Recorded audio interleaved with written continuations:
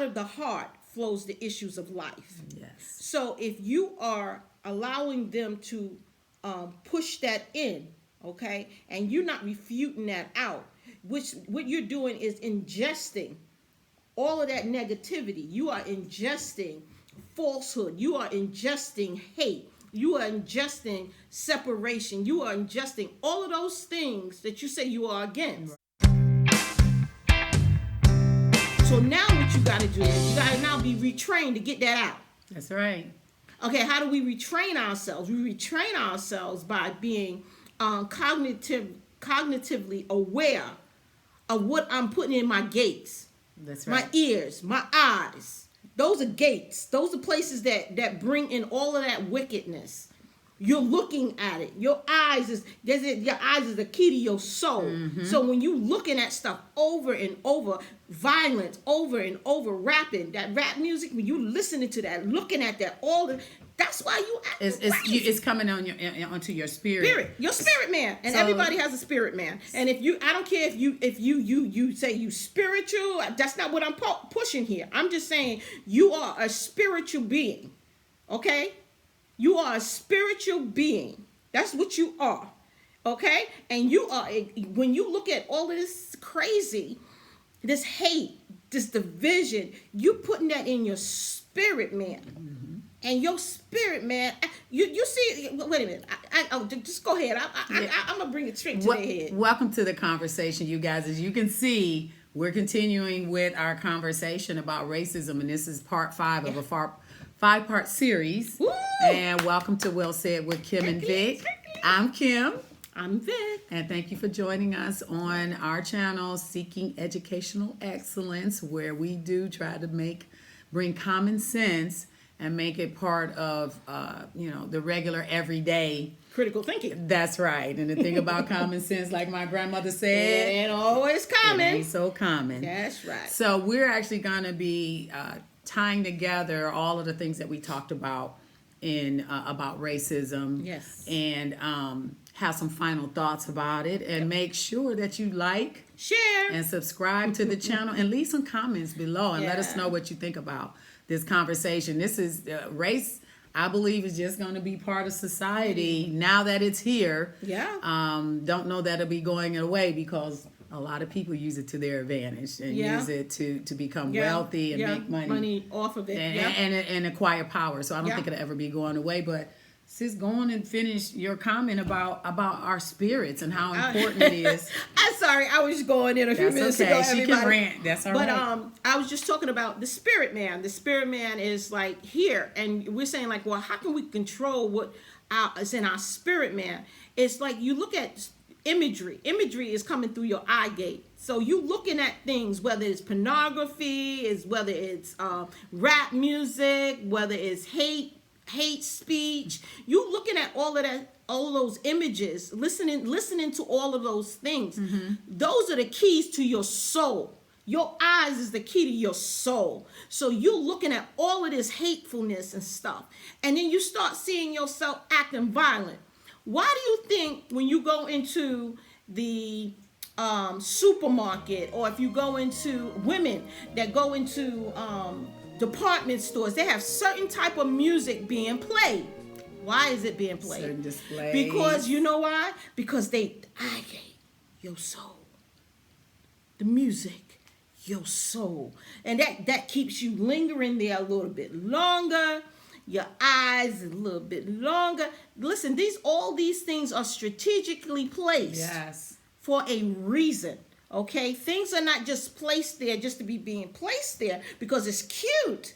It's being placed there in the window. They know exactly what to put in the windows. Okay, or their stores, because that's your eye gate. Your eye gate is going to your soul, your soul, your soul. Everything you're looking at is going in your soul. That's why you better be careful of what you watching, what you putting your kids in front of the TV with, because your kids will start acting crazy.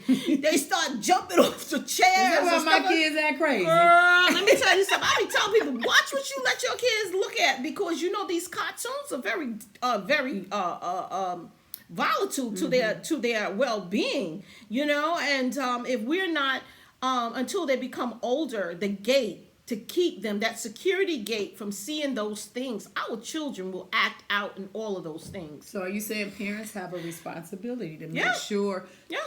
to make sure that they're watching what their children are consuming? Absolutely. But you know what's so funny that you would say this, because as I think back, you know, even on my life, one of the things I did notice is that if I was listening to a certain type of music or I was watching certain types of programs, it would make me feel depressed. It would make me feel, you know, like negative. Yeah. You know, I always felt like I had this cloud over my head. Or, you know, it was always like something dark because, you know, admittedly so, I was probably consuming and watching things I shouldn't have been. Yeah.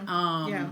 And once I changed that, once I decided that, you know, now this don't seem like a good idea, because I started to become aware of it. And I decided that certain things I just couldn't watch anymore, certain music I couldn't listen to anymore, certain lyrics, because lyrics is a part of music too when you think about it. Yeah. You know, words have meaning. meaning. Yes. So if you're listening to certain lyrics, Yeah. I became more, I like things like classical music and jazz and stuff that doesn't have as any much music, yeah. lyrics. And it gives you that opportunity to bring in your creativity. And right. Then it brings about something greater. Just like, I mean, you just interject. Today is Friday the 13th. You see people acting crazy because it's Friday the 13th. But there's no such thing. Subliminal messaging. People, Friday the 13th, Freddy Krueger and all of this. There's no such thing as Friday the 13th. However, if you look and read a little bit more, we don't have time to go into that. Friday the 13th is more of a spiritual thing. The 13th, 12 disciples. Numbers numbers have a spiritual reference or context. But I'm not going to go into all of that. Yeah, that's a whole other series that we'll get into. But this is what I'm saying. But people don't walk under that ladder. Today's 13. Or black cats. Oh no! And you see, they have subliminally. Subliminally, I know. I'm there. Okay, I'm a little bit. Have taught us to be afraid of Friday the 13th.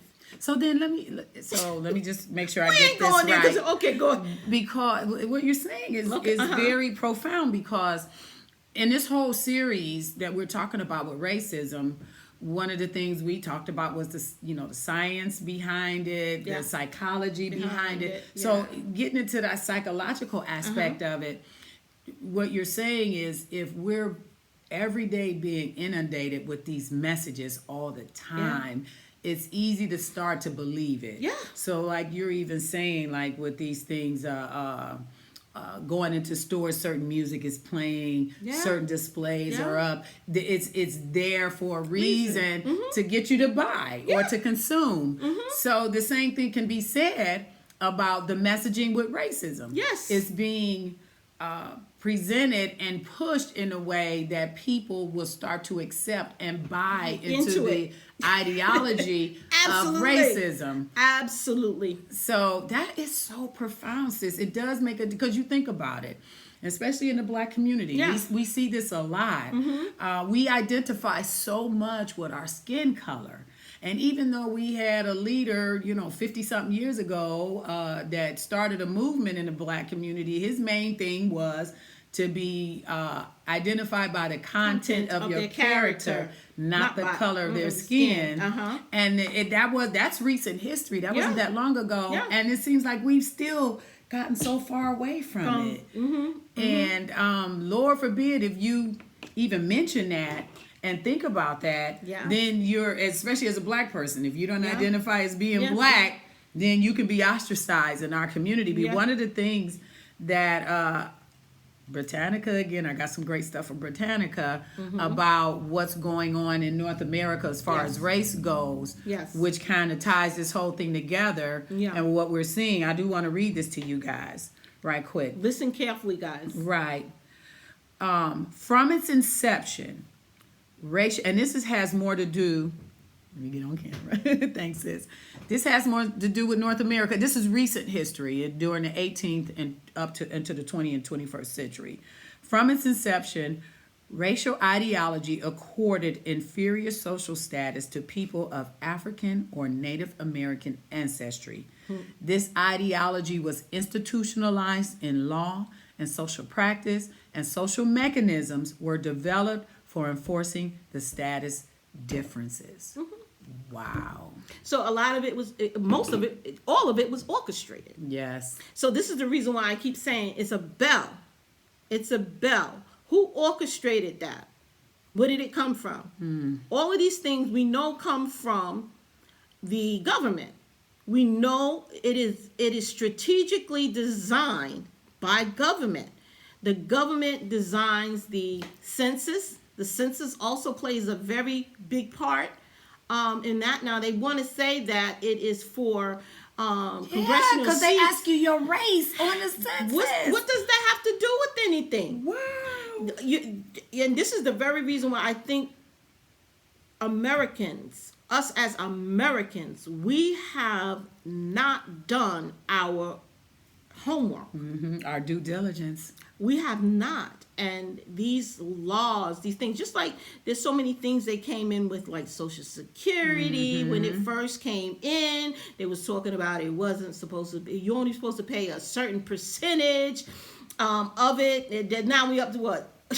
Clinton, then they done sold it from one fund to another fund, and now you got to pay on your Social Security, and that wasn't what it was supposed to be. And it may not be around. And now it won't be around because they done borrowed against it. They done took the money and ran. The crooks done took the money and ran. It became a slush fund for the haves. Wait a minute. And who made it also? From Lyndon Johnson all the way down to FDR. And Clinton and Gore, they did the same thing. Who's ringing the bell? It seems like the same people are ringing the bell. With the same ideology. From centuries that's been passed on now, that this division, this garbage of racism is disgusting. It disgusts me. It's just so disgusting. And I hate the word race. I really do. And I said humans, dumb humans, that is buying into this ideology.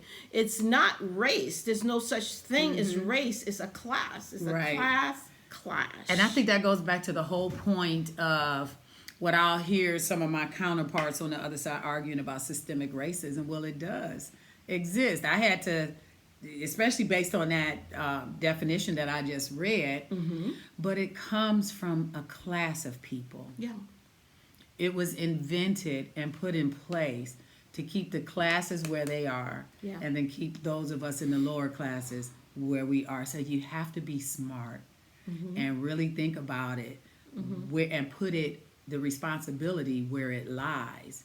And I think until we understand that as a people, as a country, not as a race, but as a people in this country, that as long as we're fighting with each other under a false premise of racism, they can always stay in power. But you know what, sis, one thing I want to say is that on this show, once again, we always try to present our facts, but we want you to think critically. That's right. And those critical points is when someone is saying something, you have to make it, even if you have to do steps and say, why is this person saying the things they're saying?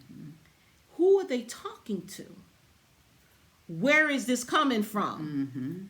And what is my response to what they're saying? Right. And if you do those critical steps, yes, you're gonna say, no, I'm not doing it, because see that you're learning to think critically.